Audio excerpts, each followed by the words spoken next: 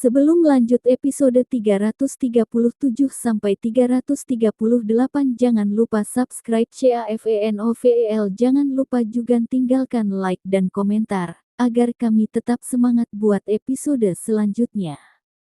Terima kasih. Aku merasa cemburu. Episode 337. Hei, saudaraku. Apakah kamu melihat seorang pria dan seorang wanita membawa seorang gadis kecil ke sini? Di gerbang, Zhou Hua bertanya kepada penjaga keamanan. Penjaga keamanan melihat bahwa itu adalah anak tertua Zhou dan datang ke sini untuk mengambil beberapa foto, dan berkata dengan sopan, "Ya, manajer kami baru saja mengambilnya untuk memverifikasi aset. Aku pergi. Bukankah kamu memberitahunya bahwa dia membutuhkan setidaknya 100 juta yuan aset untuk memasuki pelelangan?" Zhou Hua tertawa. "Saya sudah mengatakannya, tetapi dia masih harus memverifikasi. Mungkin mereka benar-benar generasi kedua dari orang kaya yang tidak terlihat." Penjaga keamanan itu tertawa. Kentut, lihat pengkhianatannya dan perutnya senang. Yang satu menekan yang memudar. Sukacita yang curam. "Maafkan aku. Aku merasa cemburu." Penjaga keamanan itu tersenyum dan tidak menjawab. Zhou Hua berkata, "Atau mari kita tunggu di sini sebentar sebelum masuk. Saya yakin orang itu akan keluar dalam beberapa menit." "Oke, maksudku juga." Zheng Qiu mengangguk, dan keduanya menunggu Charlie Lu di gerbang. Pada saat ini, Charlie Lu Liang Yao, yang dipimpin oleh Hu Zijun, datang ke aula. "Manajer Liu, kedua tamu ini memverifikasi aset." Hu Zijun berkata kepada seorang pria paruh baya. "Oke, tolong ikut aku, kalian berdua." Manajer Liu membawa Charlie Lu dan keduanya ke tempat kantor, lalu mempersilakan Charlie Lu duduk sebentar, dan tiba-tiba seorang wanita cantik membawakan 2 cangkir teh panas. Kami memiliki 5 tingkat kursi di sini. 100 hingga 500 juta orang hanya dapat duduk di lantai pertama lobi. Semua orang dalam posisi terbuka.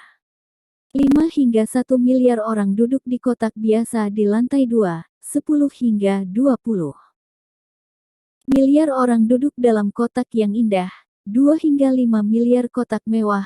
Kotak VIP super dengan lebih dari 5 miliar yuan dapat menikmati lebih banyak layanan istimewa. Manajer Liu memperkenalkan Charlie Lu. Charlie Lu melambaikan tangannya, mengeluarkan kartu emas hitam dan menyerahkannya kepada manajer Liu, verifikasi. Manajer Liu mengangguk, lalu mengambil kartu Charlie Lu dan menyerahkannya kepada asisten kecantikan, yang kemudian mengambilnya dan memindainya di mesin. "Tuan, ada banyak barang tak ternilai yang dilelang hari ini. Salah satu gelang dikatakan memiliki efek ajaib, dan harga cadangannya lebih dari 100 juta yuan. Ini juga barang terakhir kami hari ini." Manajer Liu menambahkan. "Gelang apa yang begitu ajaib?" Charlie Lu tersenyum. "Namanya Bixuelian, yang dibawa melalui kiriman oleh seorang pria asing. Para ahli kami telah memverifikasi bahwa gelang itu memang memiliki efek magis.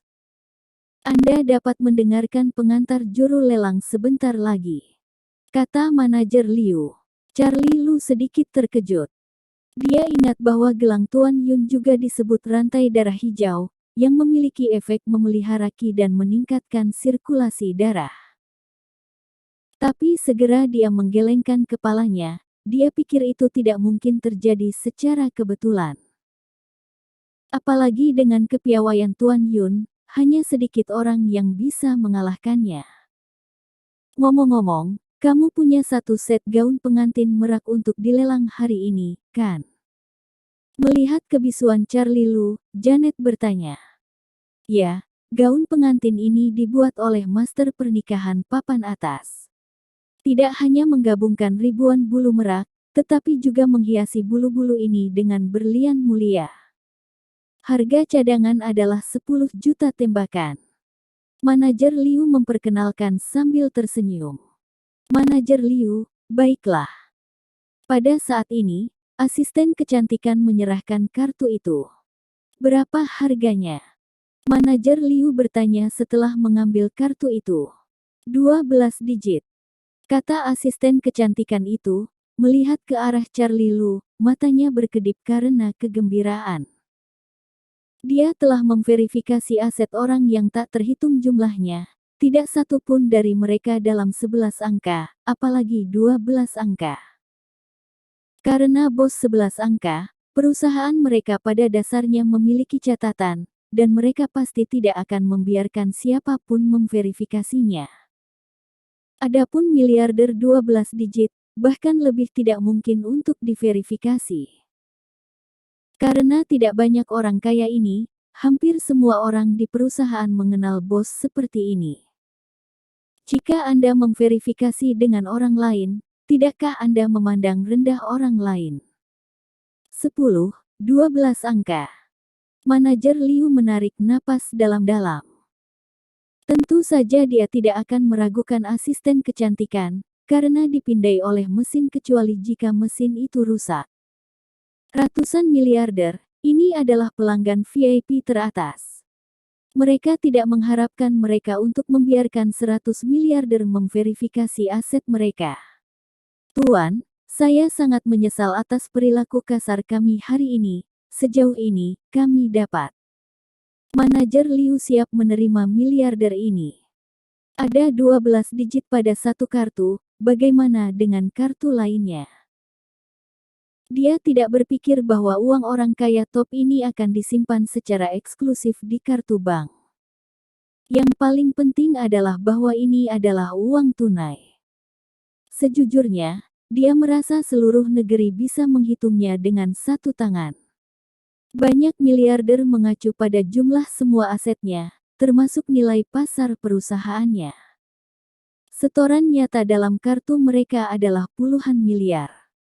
Ini adalah pertama kalinya dia melihat setoran kartu 12 digit seperti Charlie Lu. Charlie Lu tersenyum, mengambil kartu bank, dan berkata, "Tidak, layanan perusahaan Anda sudah ada. Bawa kami ke kota." Dari satpam hingga manajer, sikap pelayanan perusahaan memuaskannya. Orang-orang rendahan seperti dia telah melihat banyak pengaruh dan utilitarianisme, jadi dia pikir karyawan grup Yuanzu baik-baik saja. Manajer Liu sedikit malu. Ia juga merasa peraturan perusahaan itu mubazir dan merepotkan. Tetapi setelah hari ini, dia tiba-tiba merasakan betapa berbakatnya perusahaan mengusulkan sistem ini. Jika mereka tidak memberikan layanan berkualitas dari awal keamanan, maka pelanggan top seperti ini akan tersinggung. Anda melihat bahwa orang memakai 1 atau 2.000 pakaian, dan berpikir dia tidak lebih dari orang biasa. Saya tidak tahu bahwa setoran dalam kartu adalah 12 digit. Ini adalah ketinggian yang 99,99% orang tidak bisa capai seumur hidup. Tuan, Nyonya, silakan ikut dengan saya. Manajer Liu mengangguk dan dengan sopan membawa Charlie Lu ke dalam ruangan. Aula lelang cukup besar. Aula di lantai pertama penuh dengan orang sebelum dimulai. Pada saat ini, seluruh aula sedang membicarakan sesuatu. Pokoknya, itu sedikit bising, sedikit campur aduk. Manajer Liu memimpin keduanya ke lantai 3. Ada lebih dari selusin kotak di lantai 3, tetapi saat ini Charlie Lu memeriksanya secara visual, semuanya kosong dan belum ada yang check-in. Kotak-kotak ini layak untuk kotak VIP tingkat atas. Pertama-tama, dekorasinya sangat mewah, dan efek insulasi suara juga ada. Ada layar besar, dan lokasi platform tinggi secara khusus dimasukkan ke dalam layar. Tuan, ini adalah kartu VIP super perusahaan kami. Anda dapat menikmati layanan tingkat atas di salah satu cabang kami di masa mendatang. Manajer Liu mengeluarkan kartu dan menyerahkannya kepada Charlie Lu. Charlie Lu mengambilnya dan melihatnya, lalu menyimpannya. Manajer Liu sopan lagi, dan kemudian mengatur pelayan untuk menyajikan minuman sebelum pergi. Pemeriksaan aset di sini serius. Episode 338. Zheng Qiyu dan Zhou Hua menunggu lama di gerbang. Mereka tidak melihat Charlie Lu keluar, dan mereka tahu bahwa mereka sudah masuk. Saya tidak tahu, mereka berdua sebenarnya memiliki aset ratusan juta dolar. Sangat sulit untuk terlihat seperti itu. Zhou Hua menghela nafas. Kentut, mungkin setelah pergi. Zheng Qiyu berkata dengan jijik. Penjaga keamanan di sebelahnya tersenyum. Mereka memang bisa melalui pintu belakang di sini, tapi pemeriksaan aset di sini serius. Karena tidak ada uang, Anda hanya masuk untuk meningkatkan popularitas Anda. Dalam beberapa hari terakhir, grup Yuanzhou telah mencapai puncaknya. Tidak perlu lagi mengandalkan popularitas untuk membawa suasana, karena setiap lelang penuh sesak. Itu juga mungkin. Lupakan saja. Masuk dulu, dan pelelangan akan segera dimulai. Zhou Hua mengangguk dan berkata. Kemudian keduanya berjalan menuju gerbang. Begitu dia berjalan melewati gerbang, Hu Zijun, manajer Departemen Keamanan, keluar. Manajer Hu, berapa aset pasangan yang baru saja memeriksa aset itu? Zheng Qiyu bertanya. Hu Zijun melihat bahwa itu adalah generasi kedua dari orang kaya setempat, tersenyum dan berkata, saya tidak tahu berapa banyak, tetapi seharusnya ratusan juta, atau tidak mungkin untuk memasuki aula lelang. Ketika keduanya mendengarnya, wajah mereka sedikit jelek. Maaf, dua orang itu punya banyak uang, itu benar-benar curang. Tidak, mereka seharusnya duduk di distrik 5. Kita harus setidaknya satu tingkat lebih tinggi dari mereka. Berpikir untuk mengejek Charlie Lu di toko pengantin, Zheng Qiyu ingin menjadi satu tingkat lebih tinggi dari mereka dalam hal posisi. Manajer Hu, apakah Anda sudah selesai duduk di area 4? Zheng Qiyu bertanya tiba-tiba. Mungkin karena tahun baru. Hari ini tidak banyak tamu, apalagi kardusnya sedikit kosong. Di area nomor 4 juga ada beberapa kardus. Kata Hu Zijun. Zheng Qiyu mendengar ini dan menarik tangan Zhou Hua, dan berkata, atau kami ingin lokasi di area No. 4. Masalahnya adalah ketika kami pergi untuk menghadiri pernikahan besok, kami dapat menyewanya dengan murah. Zhou Hua mengerutkan kening. Pemindahan dari area No. 5 ke area No. 4 membutuhkan biaya penyesuaian 1 juta, jadi dia sedikit enggan. Coba pikirkan, sebelum kita menertawakan mereka karena tidak bisa membeli sutra pernikahan, kali ini kita biarkan mereka melihat bahwa kamu hanya duduk di area kelima, bukankah itu menamparkan wajah kita? Kata Zheng Qiyu. Zhou Hua ragu-ragu, dan akhirnya mengangguk. Manajer Hu, tolong bantu kami untuk pindah ke area No. 4. Zhou Hua berkata kepada Hu Zijun. Oke, tolong ikut aku. Hu Zijun mengangguk dan membawa keduanya untuk menemukan manajer Liu. Dia hanya manajer Departemen Keamanan, dan tentu saja dia tidak bertanggung jawab untuk menyesuaikan posisi. Namun, perusahaan mereka memiliki aturan ini. Jika tidak ada orang dalam kotak baik di atas, mereka dapat dipindahkan ke area yang lebih baik dengan biaya penyesuaian 1 juta. Keduanya membayar uang dan datang ke aula lelang. Mereka sengaja mencari lama di area No. 5, tetapi mereka tidak dapat menemukan Charlie Lu dan Janet. Apakah mereka juga di area No. 4? Jadi, apakah kekayaan bersih mereka lebih dari 500 juta? Zhou Hua mengerutkan kening. Untungnya kita juga sudah dipindahkan ke area nomor 4, atau kita akan ditertawakan oleh mereka. Zheng Qiyu berkata dengan gembira. Ya, juga. Zhou Hua mengangguk, dan kemudian keduanya berjalan ke area No. Area No. 4 penuh dengan kotak, Tetapi setelah naik, Anda dapat melihat orang-orang di dalam kotak. Setelah keduanya naik, mereka menemukan nomor kotak mereka, dan setelah lama mencarinya, mereka masih tidak menemukan Charlie Lu. Perasaan tidak enak muncul dalam diri mereka berdua. Mungkinkah kedua orang itu ada di kotak atas? Kotak di atas hanya memenuhi syarat untuk pergi ke orang-orang besar yang sebenarnya. Jika mereka ingin pergi ke area No. 5, mereka akan memiliki biaya penyesuaian setidaknya 5 juta. Dan dalam keadaan normal, bahkan jika Anda punya uang, tidak mungkin bagi perusahaan lain untuk menyesuaikannya. Karena semakin baik daerah, itulah representasi dan simbol identitas. Jika terlalu berantakan, maka pembagian wilayah ini tidak akan ada artinya. Sebaiknya jangan biarkan mereka melihat bahwa kita juga ada di sini. Akhirnya Zhou Hua berkata tertekan.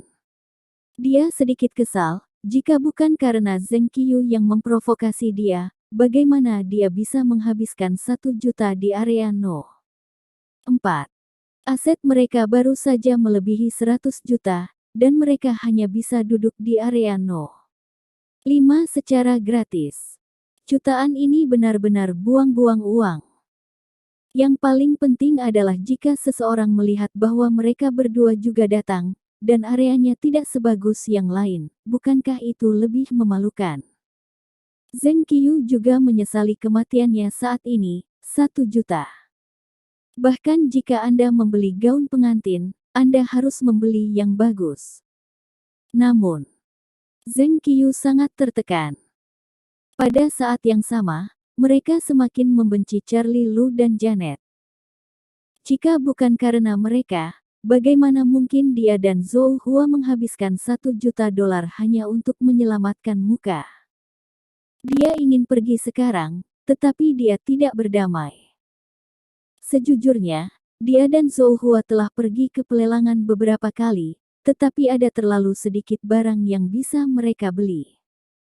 Pada dasarnya, mereka tidak dapat mengambil gambar dari hal-hal yang mereka sukai. Pada saat ini, semua orang melihat ke atas dan melihat lampu di area kelima menyala, dan mereka semua penasaran siapa yang bisa duduk di kotak VIP teratas. Tas VIP tingkat atas harus memiliki kekayaan bersih minimal 5 miliar agar memenuhi syarat untuk duduk di dalamnya.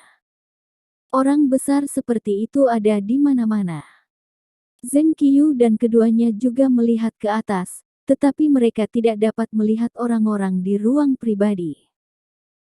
Lelang segera dimulai, dan banyak barang keluar dengan harga awal beberapa juta, tetapi masih banyak orang yang mengejarnya dengan gila. Melihat barang-barang itu jatuh ke tangan orang lain, baik Charlie Lu maupun Janet tidak berniat melakukannya. Mereka semua memiliki tujuan. Itu adalah gaun pengantin burung merak. Tentu saja, Charlie Lu juga ingin melihat rantai batu giok terakhir. Dikatakan karena memiliki nama yang sama dengan yang lama. Pada saat ini, sepasang pria dan wanita muda berjalan ke rumah lelang.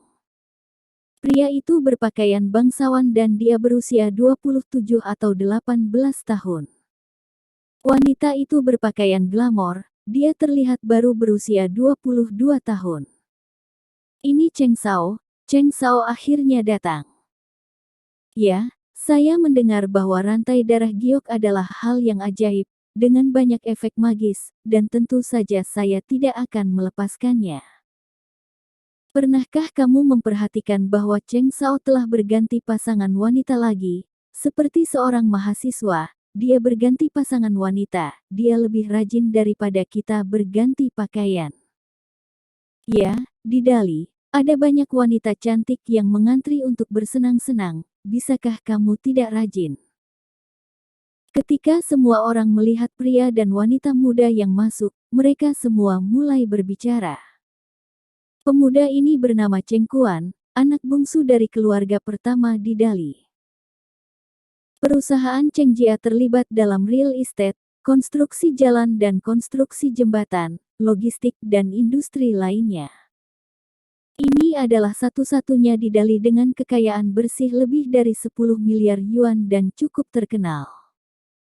Cheng Kuan bahkan tidak melirik orang-orang di area nomor 5, sisiran berjalan menuju area nomor 1. Melihat satu-satunya kotak pribadi di distrik 1, Lin Yiyun tiba-tiba melihat wajah Lin Yiyun yang memukau, mata Cheng Kuan berbinar, dan dia berjalan mendekat.